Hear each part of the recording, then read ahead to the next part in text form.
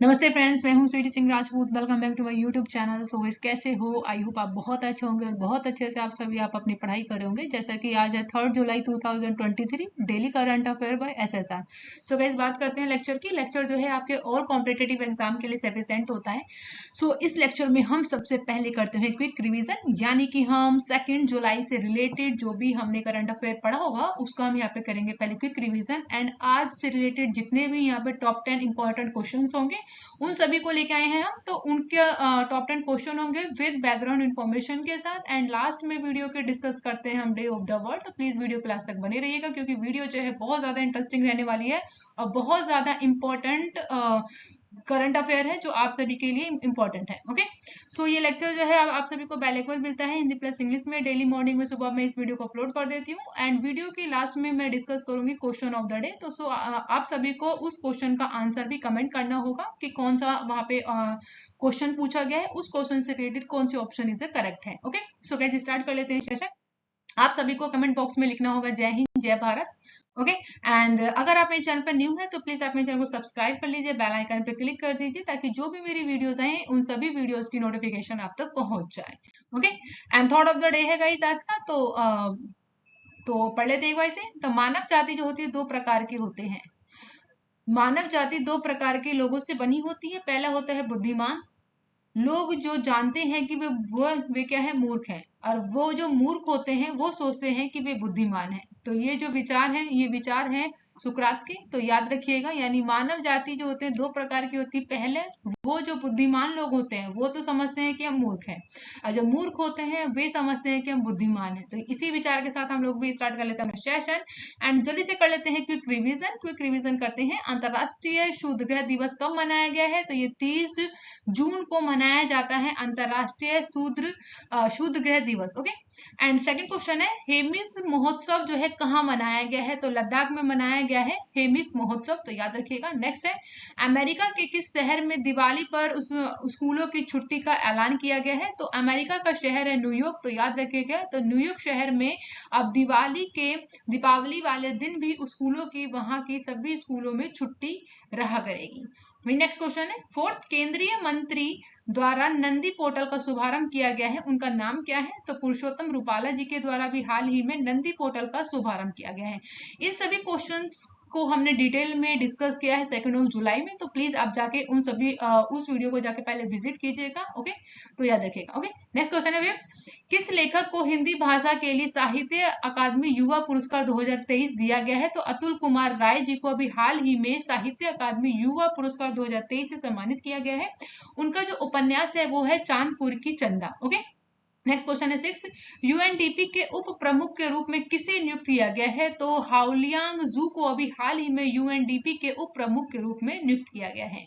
Next question है 7, दिव्य कला मेला कहाँ आयोजित किया गया है? तो जयपुर में भी हाल ही में दिव्य कला मेला का आयोजन किया जाएगा। ओके, नेक्स्ट क्वेश्चन है किसने सीनियर महिला फुटबॉल राष्ट्रीय फुटबॉल चैंपियनशिप जीती है? तो तमिलनाडु ने अभी हाल ही में सीनियर महिला राष्ट्रीय फुटबॉल चैंपियनशिप अपने नाम कर लिया है। नेक्स्ट क्वेश्चन है 9, प्रधानमंत्री नरेंद्र मोदी ने कहा अभी 17वीं भारतीय सहकारी कांग्रेस का उद्घाटन करेंगे। तो नई दिल्ली में प्रधानमंत्री नरेंद्र मोदी जी द्वारा अभी 17वीं भारतीय सहकारी कांग्रेस का उद्घाटन किया गया है।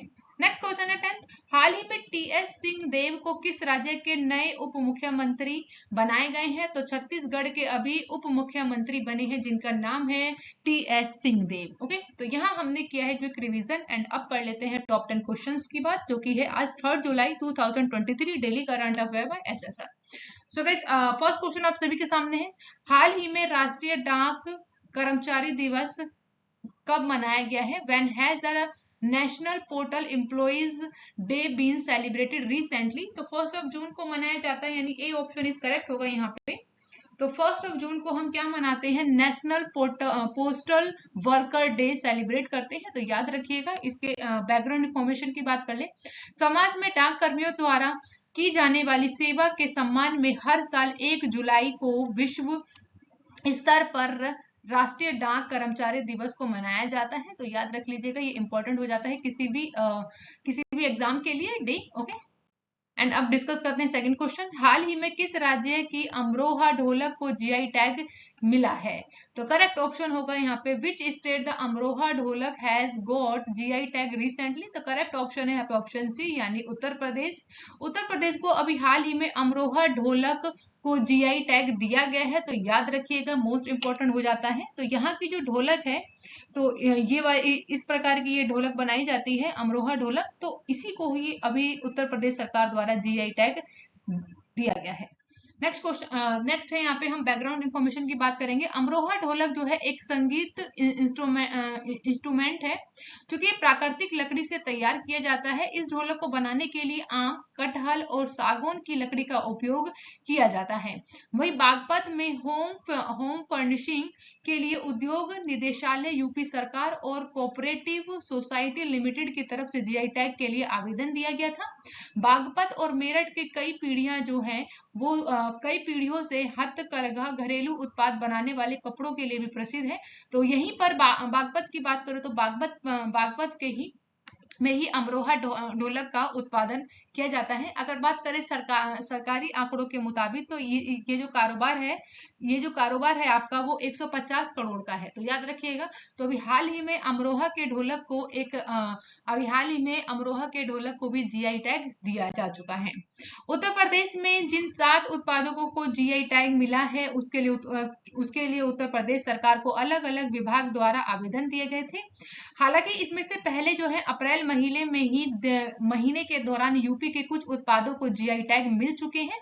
उस समय के मसूर यानी उस समय की बात करें तो बनारसी पान और बनारसी का लंगड़ा आम, रामनगर का भट्टा और आदम चीनी चावल को जीआई टैग दिया जा चुका है।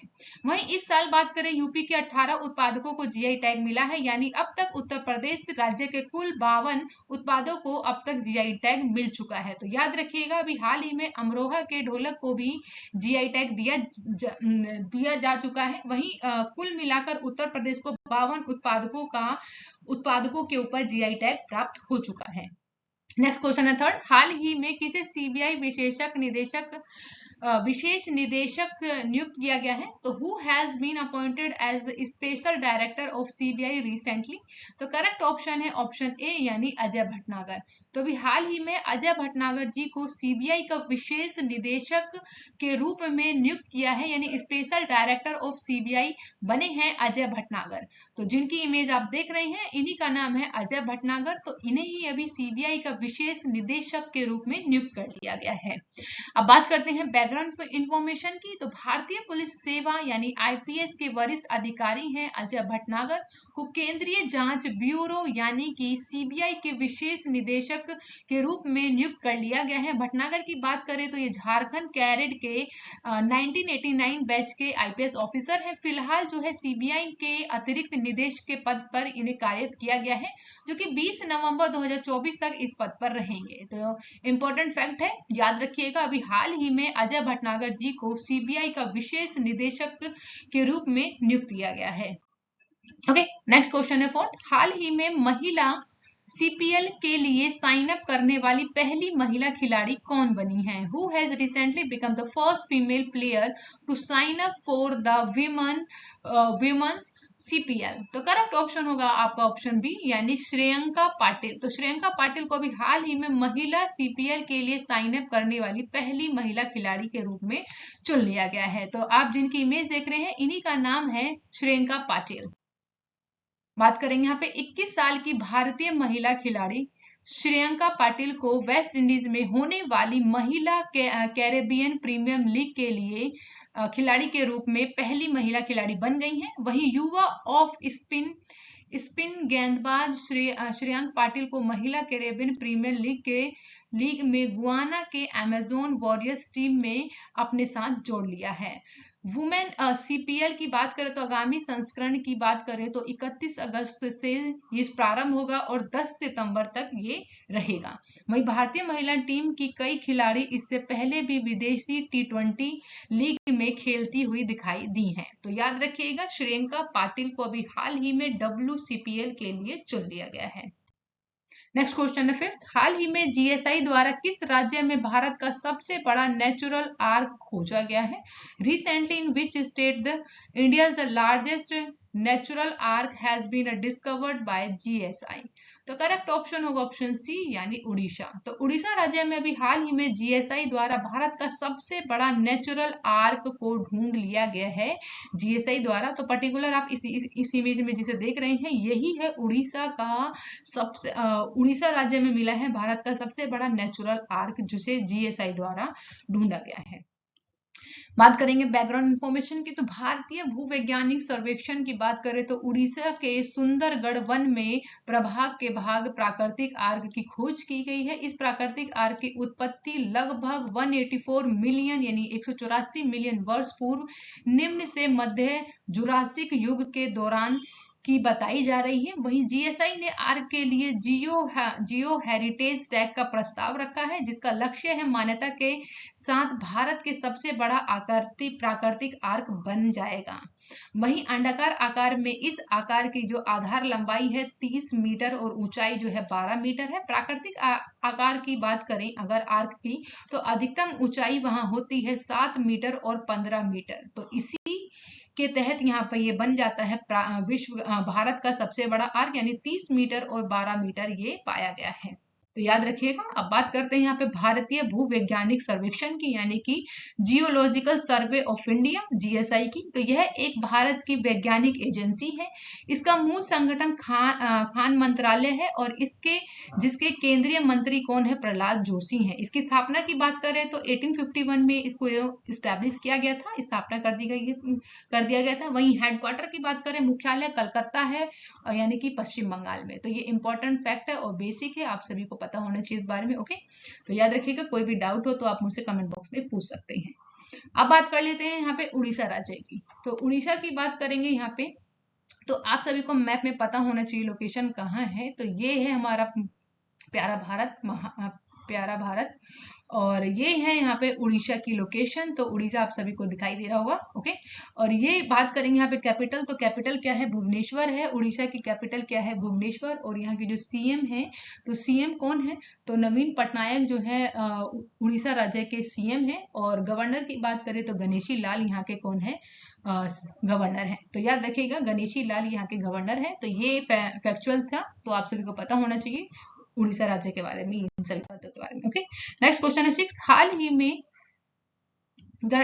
हाल ही में गैरनोट डालनर को किस कंपनी के प्रबंध के नए सीईओ के रूप में नियुक्त किया है? तो recently Gernot Döllner has been appointed as a new CEO and management of which company? तो अभी बात करेंगे इन्हीं के बारे में जिनका नाम है गैरनोट डालनर, जो कि ओडी कंपनी के अभी हाल ही में नए प्रबंध एनसीओ के रूप में चुने गए हैं। तो ये है यहाँ पे ओडी कंपनी की कार और इसी कंपनी के अभी बन गए हैं सीईओ एंड प्रबंध जिनका नाम है गारनोट डालनर। ओके, तो बात करेंगे जर्मन लग्जरी कार निर्माता है ऑडी एजी, जिन्होंने अपने नए सीईओ के रूप में चुना है गैरनोट डर्नल को। तो इनकी नियुक्ति कर दी है, तो याद रखिएगा। ओके, नेक्स्ट क्वेश्चन की बात करेंगे जो कि 7th है। हाल ही में किसे प्रतिष्ठित पेन प्रिंट पुरस्कार 2023 से सम्मानित किया गया है? Who has recently been on with the prestigious PN pen printer award 2023? तो याद रखिएगा करेक्ट ऑप्शन होगा ऑप्शन बी यानी माइकल रोसेन। तो माइकल रोसेन को भी हाल ही में पेन प्रिंट पुरस्कार 2023 से नवाजा गया है। तो जिन्हें आप पर्टिकुलर इमेज में देख रहे हैं इन्हीं का नाम है माइकल रोसेन। तो माइकल रोसेन को मिल चुका है पेन प्रिंट पुरस्कार 2023। तो बैकग्राउंड इंफॉर्मेशन की बात कर लेते हैं। तो ब्रिटिश बच्चों के लेखक और प्रदर्शन कवि हैं माइकल रोसेन, जिन्हें पेन प्रिंट पुरस्कार 2023 से सम्मानित किया गया है। इस पुरस्कार की बात करें तो यूके, आयरलैंड और राष्ट्रीय मंडल के एक लेखक को दिया जाता है जो समकालीन जीवन के बारे में सच्चाई को निडरता के साथ प्रदर्शन करते हैं। वहीं माइकल रोसेन की बात करें तो रोसेन जो है बच्चों के लिए अपनी सुलभ कविता के लिए जाने जाते हैं। उनके विषय जो होते हैं अक्सर सामाजिक, राजनीतिक और नैतिक मुद्दों पर आधारित होते हैं। इनकी बात करें अगर माइकल रोसेन की तो 140 से अधिक पुस्तकें प्रकाशित हो चुकी हैं और लेखन की एक ऐसी शैली का समर्थन किया है जो बच्चों की रोजमर्रा की दुनिया को दर्शाती है और उनकी कल्पनाशील सोच को मान्य करती है। तो ये बात थी माइकल रोसेन के बारे में। अब बात कर लेते हैं इस यानी कि पेन प्रिंट पुरस्कार के बारे में, जिसकी स्थापना हुई थी 2009 में।